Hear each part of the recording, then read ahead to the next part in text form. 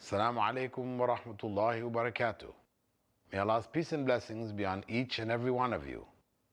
I'd like to welcome you, dear viewers, to another in our series, The Best in Islam. And this series, we continue to look at what Allah and His Messenger have defined for us in Islam, in life, in our families, in our communities, as being the best.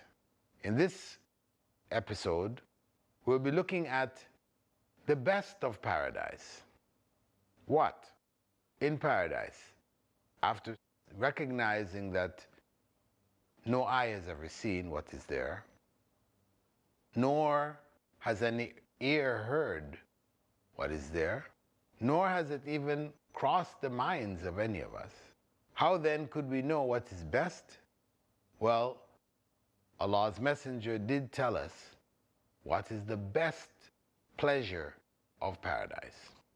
He said in a narration from Suhaib, إذا دخل أهل الجنة الجنة يقول الله تبارك وتعالى تريدون شيئا أزيدكم فيقولون ألم تبيض وجوهنا ألم تدخلنا الجنة وتنجنا من النار فيكشف الحجاب فما أعطوا شيئا أحب إليهم من النظر إلى ربهم عز وجل ثم تلا هذه الآية للذين أحسنوا الحسنى والزيادة.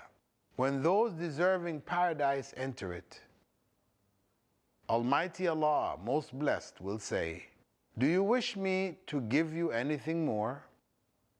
And the people of paradise will say, did you not brighten our faces, place us in paradise, and save us from the hellfire? He will then lift the veil, and of the things given to them in paradise, nothing will be dearer to them than gazing at their Lord, the mighty and glorious. Then the Prophet recited the verse, those who do good will have the best reward and something more. So the Prophet, may God's peace and blessing be upon him, here told us that the greatest of the rewards of paradise would be seeing Allah. We have worshipped Him in this life without seeing Him. No one has seen Him. In paradise, this will be the greatest reward, greater, far greater than any of the pleasures of paradise. Seeing Allah, as the Prophet Muhammad ﷺ explained in other narrations, that we would see Him like the way we see the full moon, without anyone straining his neck, trying to get up to look above others to see the full moon. It's visible to everybody. We would see Him with that ease that today we see the full moon. And this would be, as the Prophet ﷺ told us, the greatest pleasure of paradise. And I'm sure each and every one of us can relate to that, in that that is something which is beyond our expectations, something which we cannot even begin to imagine what it would be like. And that will be for those who make it to paradise. We're moving on now to patience and the best of patience. Allah, most great and glorious, said in Surah an-Nisa, verse 25, وَأَن تَصْبِرُوا خَيْرٌ لَكُمْ وَاللَّهُ غَفُورٌ رَحِيمٌ. It is better for you to be patient, for Allah is oft-forgiving, most merciful. It is better for us to be patient because it is the key to success. Elsewhere in Surah Al-Baqarah, Allah told us, وَلَنَبْلُوَنَّكُمْ بِشَيْءٍ مِّنَ الْخَوْفِ وَالْجُوعِ.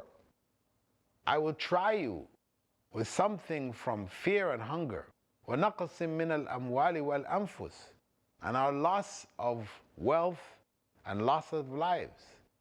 وَالثَّمَرَاتِ, and a loss of the fruit of our deeds, our efforts.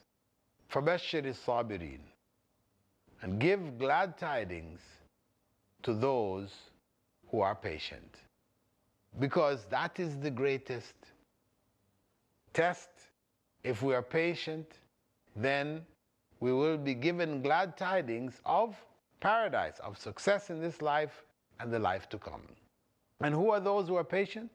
Allah goes on to say, الَّذِينَ إِذَا أَصَابَتْهُمْ مُصِيبَةٌ, they are those who, when calamity strikes, say, we belong to Allah and to Him we must return. That the whole of life and everything that happens in it is by the permission of Allah. And it is ultimately for our good. We accept that it is Allah who decides whose life will be taken, whose property will be lost, who will be hungry, whose efforts, business efforts will fail. All of that belongs to Allah. So, in the end, we will have to return to Him and answer for how we responded to, how we dealt with these tests that we were faced with in life. So, the key for all of that, to get through all of it, is patience. And that is why we find patience mentioned so many different places in the Quran. Now, some people might say, well, some people are just patient people, and then other people aren't. Most people are not patient people. Most of us are impatient. That is the nature of the majority of human beings. We have impatience. We can't wait. We want to get things done now. You know, this is the norm. So patience is something unusual. But yet we are called to do it. What this means, if the fact that Allah has made this such a key point for our success, it must mean that it is something achievable by everyone. No matter how impatient you might be, or you think you are, it is possible to learn patience. And the Prophet, may God's peace and blessings be upon him, had given us a formula. He said, وَمَنْ يَتَصَبَّرْ يُصَبِّرْهُ اللَّهُ. Whoever pretends to be patient, Allah will eventually give them patience. So if on the outside you pretend to be patient, you do the things that patient people do or would do, but inside yourself you're impatient. You really want the thing to happen now, you want things to change or whatever. Inside yourself you feel that way very strongly, but externally you maintain a facade of patience. Eventually, you do that enough times, then it will become real. And the impatience that you feel within yourself now, when you first try to do it, it will go. And you will be able to comfortably handle the situations in this way. So that was the Prophet's recommendation. May Allah's peace and blessing be upon him. And Allah here told us, it is better for you to be patient, وَأَن تَصْبِرُوا خَيْرٌ لَكُمْ. This is the bottom line. For each and every one of us, it is better to be patient. Moving on, in terms of people, we have a statement from Ka'b ibn Malik, which reiterates a point that we looked at earlier among the points of what's best in the family. أفضل الناس مؤمن بين كريمتين. The best of people is a believer in the service of his two noble parents. This reiterates the importance of looking after parents, taking care of them, serving them as they served us. When we were children incapable of doing anything for ourselves, they changed our diapers, they bathed us, they fed us. We were totally dependent upon them. When their turn comes, we should be ready to be in their service. Looking after our parents, and the Prophet ﷺ mentioned two noble parents, not meaning necessarily a special category of parents, but parents in general have the right to be looked after in response or to reciprocate what they did for us when we were completely dependent upon them. With that, we'd like to take a brief break and see you after the break. Assalamu alaikum wa rahmatullah. La ilaha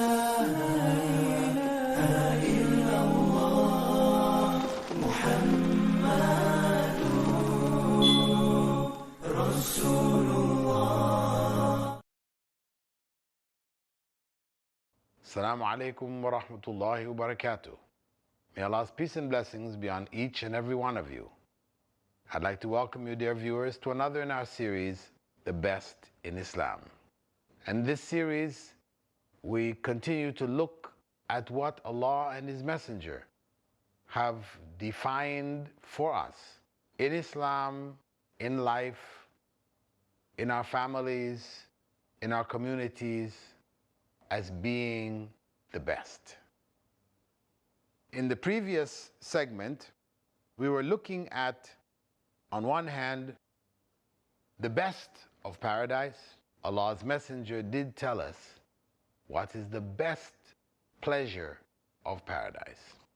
He said, in a narration from Suhaib, إذا دخل أهل الجنة الجنة يقول الله تبارك وتعالى تريدون شيئا أزيدكم فيقولون ألم تبيض وجوهنا ألم تدخلنا الجنة وتنجنا من النار فيكشف الحجاب فما أعطوا شيئا أحب إليهم من النظر إلى ربهم عز وجل.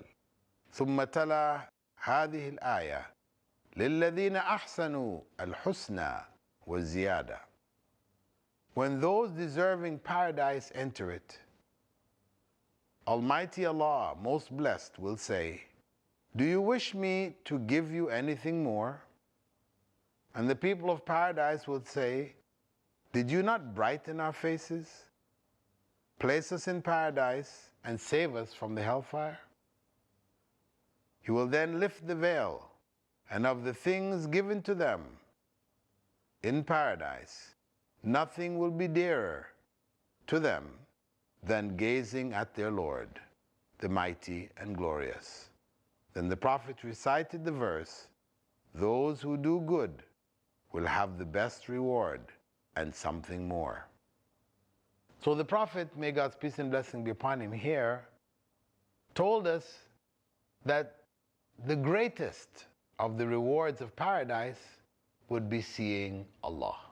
And on the other hand, we're looking at the keys to success in this life, which were patience. Those who are patient with the trials of this life will achieve the paradise, and with it, seeing Allah. May we all be among those who get the opportunity to see Allah.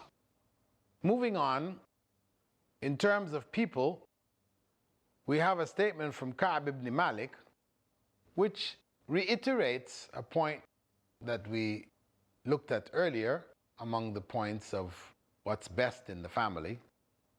أفضل الناس مؤمن بين كريمتين.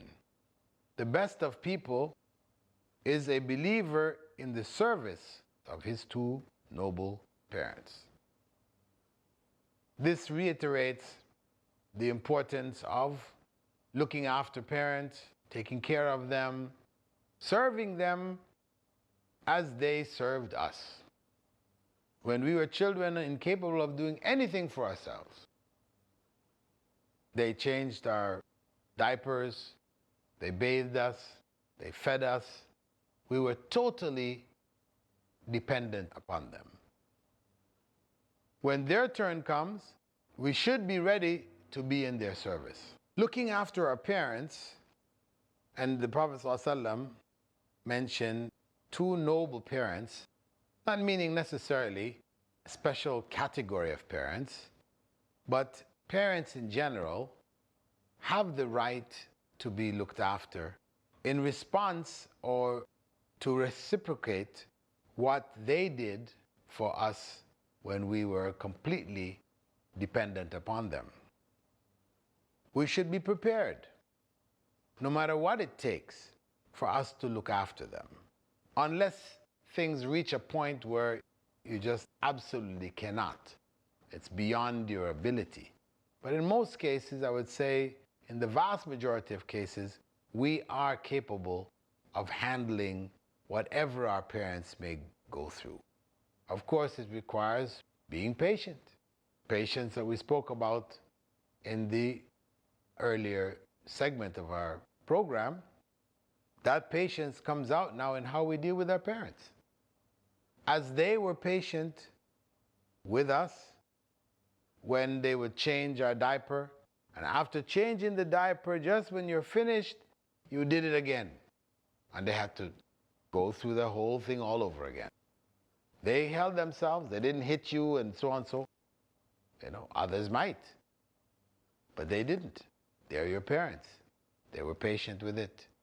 So as they were patient when they were responsible, you should be prepared to be as patient, if not more so, when you become responsible for them. Moving on, with regards to people and patience, the best of people, as described by the Prophet, may God's peace and blessing be upon him, are those with a clean heart. He said, as narrated by Abdullah ibn Amr, when he was asked, Ayyu an-Nasi afdal? Which people are the best? He said, Kullu makhmum al-qalb saduq al-lisan. Everyone possessing a heart which is assessed and a truthful tongue. They questioned, قالوا صدوق اللسان نعرفه فما مخموم القلب. We know what is meant by the one with a truthful tongue, but what is meant by one with an assessed heart? قال, the Prophet ﷺ went on to say, هو التقي النقي لا إثم فيه ولا بغي ولا غل ولا حسد. He replied, he is the one who is pious and pure, without sin or injustice, malice or jealousy. So, in this narration, the Prophet, may God's peace and blessings be upon him, described the essential characteristics that the best people should have, that we who are less than the best should strive for. Make that a target for ourselves. That on one hand, we should have a truthful tongue. That goes without saying. That we should be only speaking the truth. وَتَوَاصَوْا بِالْحَقِّ. We speak the truth. We advise each other truthfully. We uphold the truth. But also, we are pious. Because fearing Allah becomes the driving force for properly upholding the truth. And upholding the truth even when it is against us, when it is not in our favor, when it hurts us. And the pure, those who have pure intentions. They are not doing things for any other ulterior motive. They're seeking the pleasure of Allah. They want Allah to accept their deeds. So their hearts remain pure in this respect. He replied, the one who is pious, he fears Allah. He's conscious of Allah. That is critical for the truthful tongue to be of value and to be consistent. Because people might be truthful for periods of time, for ulterior motives, but when difficulty comes, when trying times come, they will lie. They will not be truthful. But the truthful tongue, based on belief in God, is not one that is going to be truthful at all times. He will not compromise, or she will not compromise the truth simply in order to gain things from this world or to what cannot be achieved through honest means. That person should also be pure from sinful intentions, that is not their driving forces. They're people of ulterior motives, people who have hidden agendas, people who are always seeking to deceive others, etc. Their intentions are not pure. And their hearts should be without sin, meaning not that they don't commit any sins, but their hearts should not be primarily a sinful heart, a heart which is filled with sin, does very little good, but most of what it is doing and it is driving the body to do is sinful. And also, it is not unjust. That heart should be a just heart, a heart that seeks justice for itself and for others and upholds justice. Also, it should have no malice, bad intent towards others, nor should it have jealousy in it, dissatisfied with what other people have because it is more than what we have, driven by jealousy. This is the type of heart which makes people the best, free from these negative qualities. And this is what Islam calls us to, having a good heart. In one narration, the Prophet Muhammad ﷺ had said, there is a piece of flesh in the body. If it is healthy, if it is good, then the whole body is good. If it's corrupted, if it is sick, the whole body becomes corrupted and sick. And that is the heart. So the heart is the base from which all things are done. If it is not a good, fertile, healthy base, then what comes from it is not good, healthy, or fertile. It is bad, it is unhealthy, and it is infertile. It is destructive. So what makes us best is a good heart. A heart which drives a truthful tongue and is free from malice and jealousy towards our fellow human beings. With that, dear viewers, we'd like to thank you for being with us on this segment of our program, The Best in Islam. And we hope that you will continue to follow the program in its many episodes to come. Assalamu alaikum wa rahmatullahi wa barakatuh.